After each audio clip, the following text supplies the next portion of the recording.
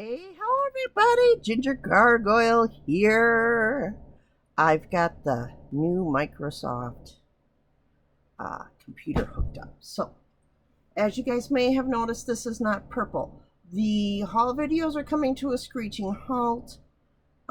We are finding that my father-in-law left my husband in charge of his estate and just didn't leave enough money to fix things. So we have to stop doing stuff as much as possible for as long as possible, unless there's like a really good sale, like with the corner chompers. Those ones I just could not pass up. But I want to do a how-to video or a let's do this video. Okay, so for my daughter's Mother's Day present, which she didn't get till July, I don't know why I kept putting it off. I had one little question on it. I made her a calendar. And what I do, and I still have to do a how-to video on this, is I take a regular 8.5 by 11 sheet of paper. Okay. And then, well, the first thing I did was I cut some 6 by 6 papers, one for each month. All right. Then I cut the 8.5 by 11 inch sheet of paper, and I used my Cricut blade to set up the cuttings. All right. You want to take 1 inch off on the long side, and then you want to take, well, at least I took, up to here off, which is supposed to be 4 inches. Okay, you can do this one of two ways. If you want this piece to be the longer piece, do this cut first, do the 4-inch cut first. All right, that will leave you with 7 inches on this side. Does that sound right? I think this was supposed to be a 4.5 inch cut, but I do it this way because it's easier for me to line things up. And then do your 1 inch cut. All right, this will give you a shorter 1 inch piece, but a bigger wide piece. It'll give you a cutoff piece like this, which is 8.5 inches wide, and a shorter 1 inch piece. Okay, because you only take this off on the part that you cut. All right, so it's basically like this. So you get a really short 1 inch piece. However, if you want a longer 1 inch piece, you cut that on the 11 inch side, and then you cut off these, and this will give you a 7 by 4 inch piece of paper. Okay, and they hook up this way. Let's see if I can't get this to work. I got one of my buddy bags hanging on my knob of my dresser. That's why it's pushing away. Okay, so it would go like this. So this is a 7.5 by 4 inch, and this is a 1 by 11. Don't throw these away. Hang on to these. You can use these for other projects. The 1 inch ones make great construction strips. Which we will have to get into using during one of the projects I have planned. These ones I'm going to use today. You can use either one, but these make great tags, these make great pockets, these make great just about anything. But I wanted to show you this. I was digging through a bunch of my old things I already owned, not things that I had to purchase, and I came across these stamps, and I had actually forgotten that I had gotten these stamps last year before, from Stampendous. You can go back and double check. I got them from, I want to say I got these from Stacy at scrapbookingmadesimple.com. And I actually found I hadn't used these yet. And I was like, well, what's the point of buying things if you're not going to use them? So I pulled one out. Ta-da, look, perfectly new, never been used. All right. It's a cling stamp, which means that you pull it off of the backing. All right, but these are really old, so the backing is practically stuck to this plastic. All right. If I try to pull it off, I'm going to rip off the backing. So I'm just going to leave it on like this. Okay. But now what do I do? Because now it won't cling. As much as I want it to cling to a block, it's not going to cling. It's going to slide.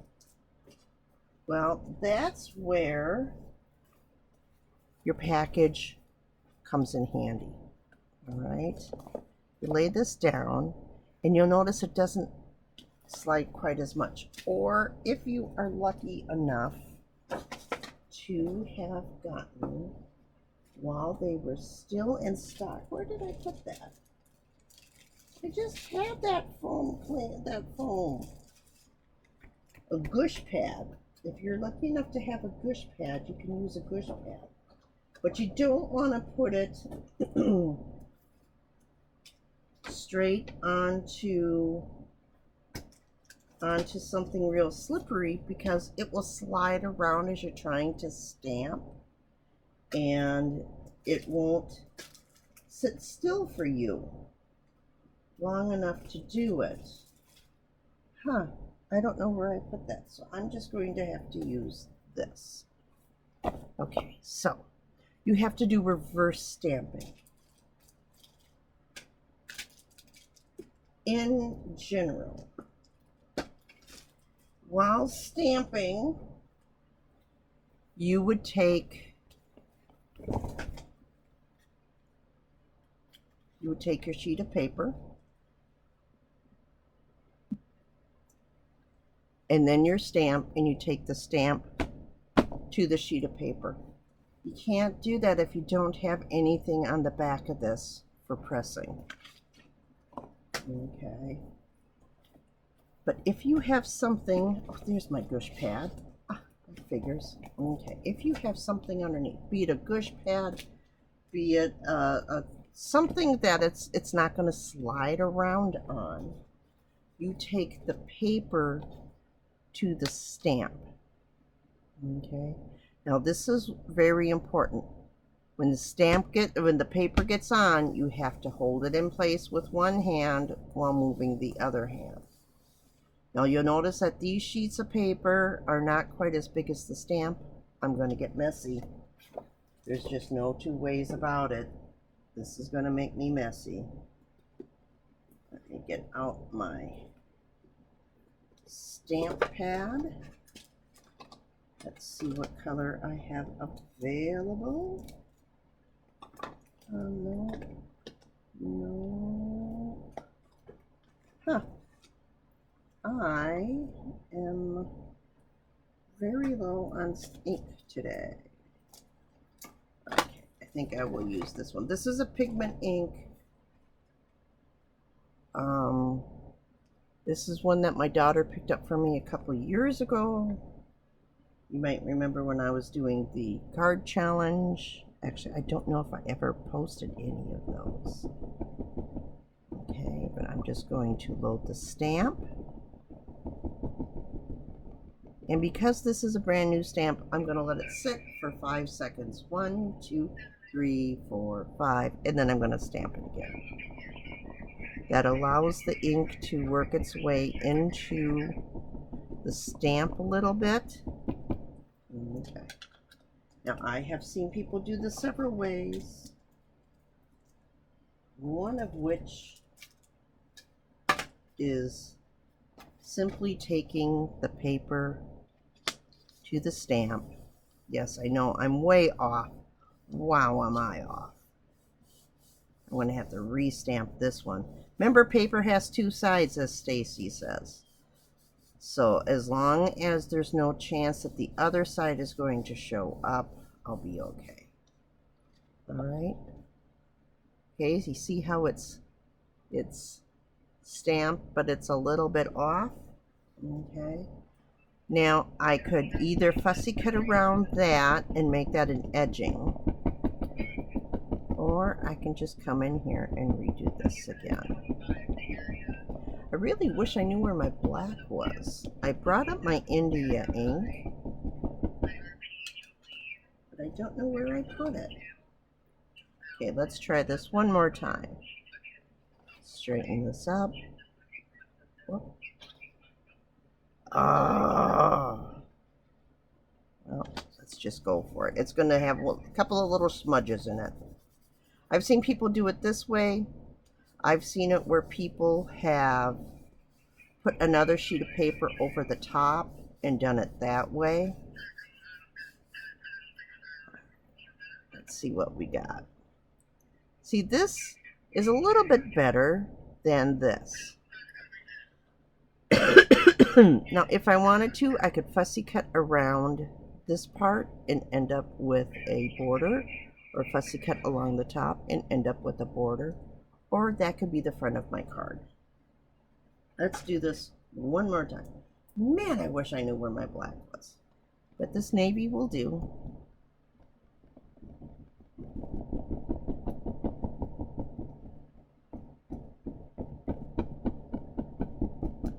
And the nice thing about these full stamps like this is you don't have to stamp the whole thing. If you want to stamp just the middle, you can stamp just the middle.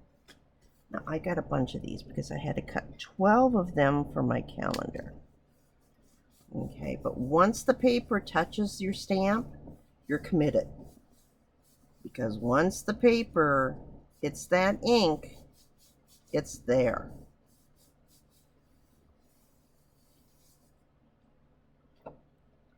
See, and it just gets better and better and better the more that I use it. More and more of the detail is coming out. And that is mostly because every time I stamp, it takes a little bit of the process that they use to make the stamp pop. Now that one you saw, I only stamped in the middle. I'm going to line this up on this outside edge. All right. Now I've seen it where people have taken an extra piece of scrap paper and put it over the top and have done this. I could probably see doing it at this point. You can see how inky my fingers are getting. And being that this is a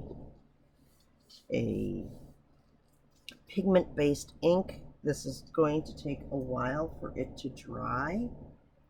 So every time I rub across it, I'm kind of smearing it a little bit. But I don't mind that look, actually. See? See how this is much darker and the outside is kind of faded? I like that look. I really do. I like that look. Okay, so that's that. That's how you do this. Okay? Let's do it one more time, and we will do it on just your regular pad of paper, and you can see that it works just fine. I use the gush pad for two reasons. Number one, it's a totally different color. It's easier to see because once I get my paper on over this, it's going to kind of blend in. All right. And number two, because I like the gush pad.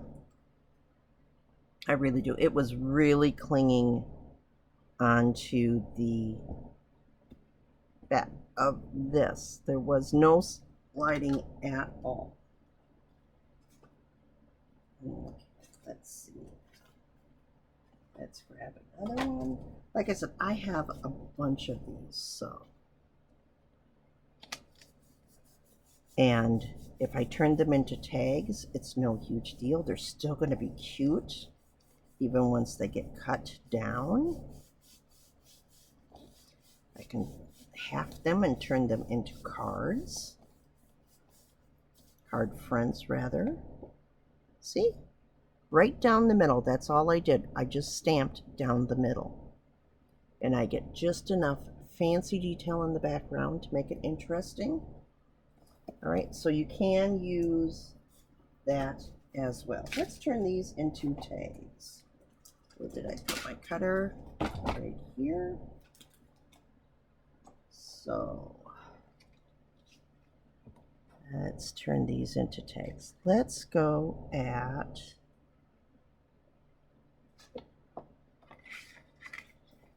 Let's go at 2 inches.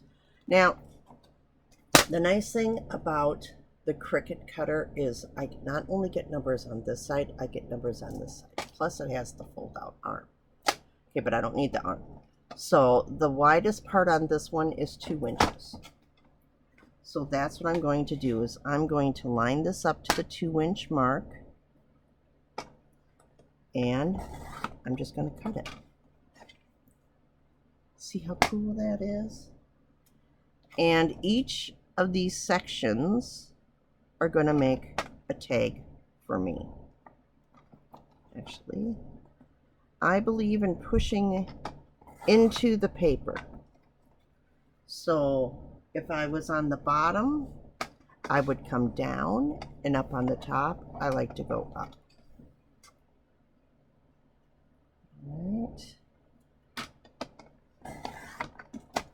And then this one I want to say is off by just a smidge. Yep, it's off by about a 1/2 inch. Can you see that? Are you able to see that? This is, let me do it this way. This is off by about 1/2 inch, but that's okay. I don't mind that. And then you take your scissors, because these are so small, I cannot see the point of using my cutter. I just grab my scissors, I stack them up, and I don't care if this is the top, I don't care if this is the bottom, okay? It doesn't really matter at this point. They're just going to be tags. I line up one edge and I cut it. All right, and then I line up the other edge and I cut it at approximately the same angle.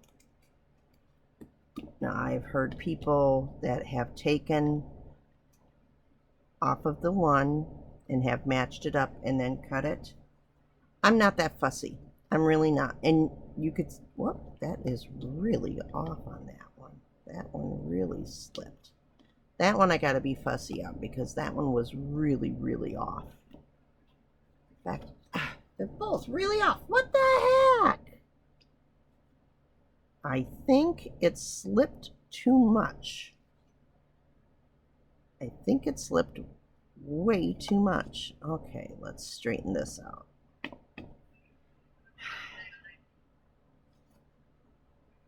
And we straighten it out this way. We take the edge that we wanted, or that we need to match up. We match it up. Nope, that's not going to work either. Oh, why did I do this?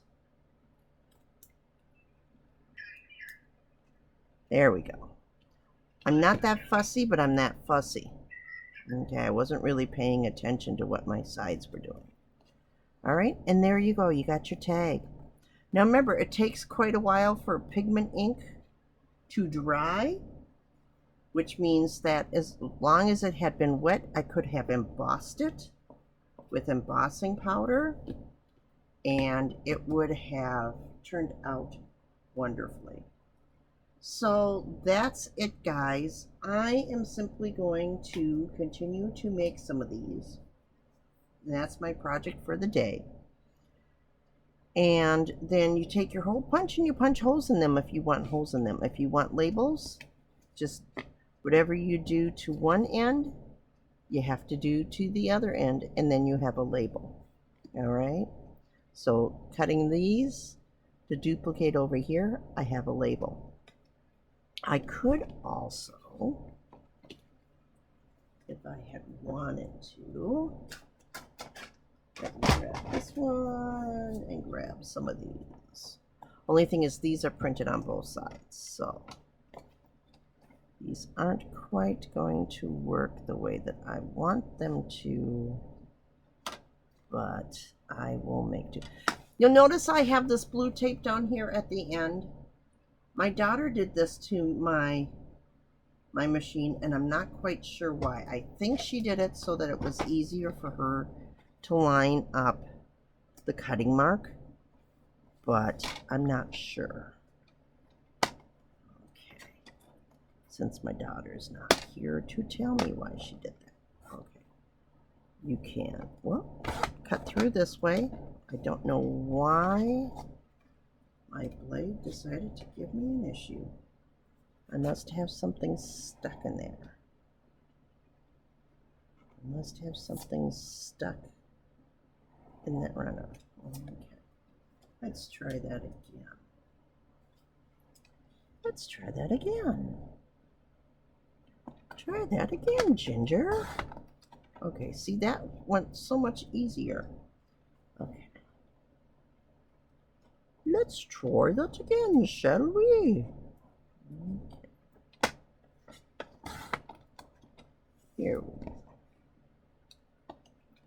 Here we go. All right.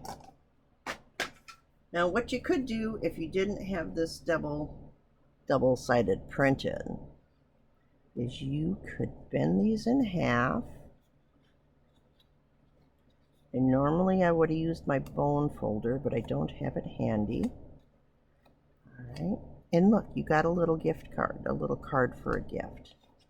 Personally, I would do it this way so that the design is on the outside.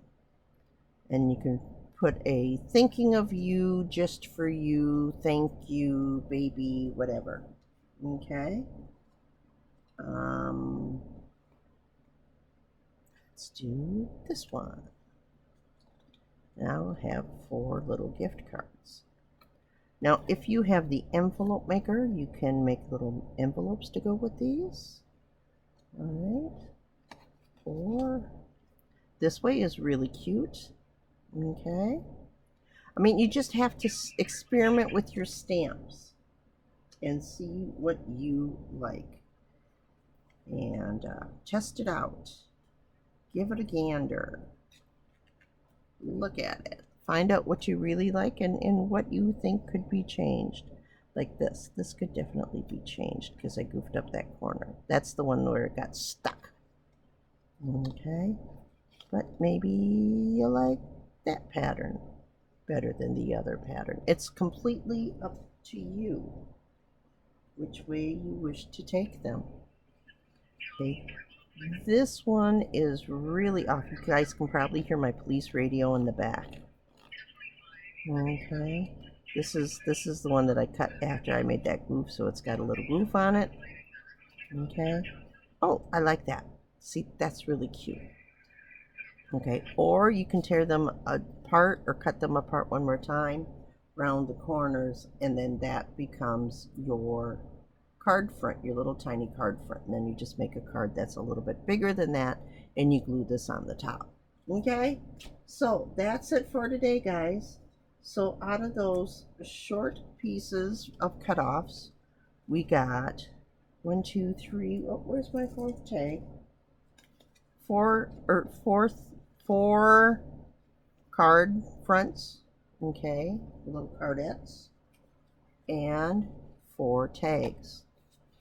Now, not all trimmers are going to have the same widths, so you're going to have to play with your trimmer, and that's what this is. This is playing, all right? I'm coming up with things that I can use, but it's considered playing. And it's a way to get to know your machine. All right? And you have to play. You have to play. You can't just buy it and let it sit. You have to play. All right, otherwise I wouldn't know that I have to come all the way to the outside of this arm for it to be 4 inches. All right, because there's the 4-inch mark just outside. So this is 4 inches. All right, I wouldn't realize that all the way up against this side is 2 inches. All right, so I don't know if I can get you guys to focus in. I'm not sure the way that this camera works. Okay, but there's definitely a 1-inch mark, and this is the side that I use when I cut my 1-inch mark. I don't use this one, I use this one, and I pull this all the way out so it has a nice flat surface to sit on. Okay, when I do it on the 11-inch or the 11-inch side. I don't really need to have that when I do the 4-inch side, but for the 11-inch side I really do. So that's it, guys. Or not 4-inch side. Is it 4-inch side? Let me think. No. Be the 7-inch side. Okay, guys, that's it. I'm done. As my friend in high school would say, tout fini. She was of French descent, and her May, her grandma, taught her to speak a little French, and every time we finished something, she would say, tout fini. Okay? I always thought she was saying too funny, and I was like, what's so funny about it? And she's like, no, it's French. It means all done. Well, that's it, guys. I'm finished. Okay? But yeah, you do not need big, fancy tools. You do not need, you really don't need the stamp blocks. All right, as long as you understand what you're doing, all right? You just need a firm surface that isn't going to allow your stamp to slide. If it's a cling stamp, it gets even easier. You've seen me do that before, where I pulled the backing off of the cling stamp and put it onto something and then stamped on top, taking the paper to the stamp. But, yeah, so that's it, guys. I am finished. I have got to find where the heck I put my stamp because it's no longer on the back of that paper. Oh no, I hope it's not on my good coat. No, there it is. Okay, so you really want it on something that isn't going to allow it to slide. Fun foam. If you can get a piece of fun foam is great.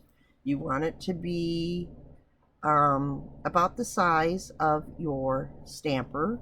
Okay, so you want it to be at least 8 and to me it's 8.5 inches wide. Okay, for at least.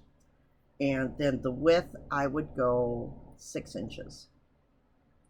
Between 5.5 and 6 inches, because that's really what you need for a card front. Okay, but a piece of fun foam will help hold your thing in place. This has a bit of a texture to it. Most fun foam I have ran into is kind of slick. You can roughen it up a little bit and it'll work just as fine. Okay, guys, that's it. I will talk to you all later. I have to wash my hands. Bye.